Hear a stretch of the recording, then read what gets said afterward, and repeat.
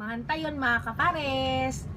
Ito po, sa lagi-lagi po, maraming salamat po tita sa iyong generosity. Meron po tayong spaghetti, meron pong Caesar salad at bread pizza na merong dalandan juice.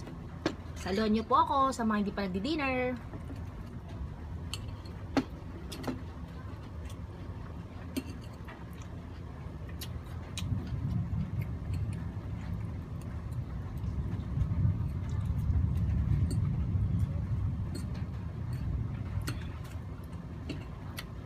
Maraming salamat Bebe Love sa pagluto ng noodles.